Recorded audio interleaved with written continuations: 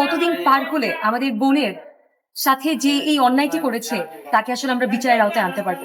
আমাদের বোনের সাথে ধর্ষণ চেষ্টা ও হত্যা চেষ্টা করা হয়, সেই ঘটনার বিচারের দাবিতে আমরা আজকে দাঁড়িয়েছি।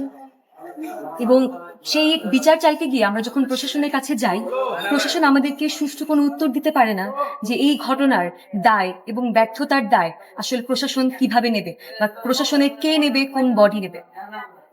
এবং আমরা প্রশাসনের কাছে জানতে চাই যে আরো কতদিন পার হলে আমাদের বোনের সাথে যে এই অন্যায়টি করেছে তাকে আসলে আমরা বিচারের আওতায় আনতে পারবো। কিন্তু অত্যন্ত দুর্ভাগ্যজনকভাবে আমরা এখন পর্যন্ত সেই অপরাধীর পরিচয় পর্যন্ত শনাক্ত করতে পারিনি। একই সাথে আমরা দেখতে পেয়েছি যে গতকালকে সারা বাংলাদেশে কিভাবে শিশু হত্যা এবং ধর্ষণের ঘটনা উঠে এসেছে। বাংলাদেশের জন্য, জুলাই পরবর্তী সময়ে নতুন বাংলাদেশের জন্য এই ঘটনাগুলো অত্যন্ত পীড়াদায়ক এবং বেদনাদায়ক। আমরা মনে করি যে এই ঘটনাগুলোর দায় রাষ্ট্রযন্ত্রকে নিতে হবে।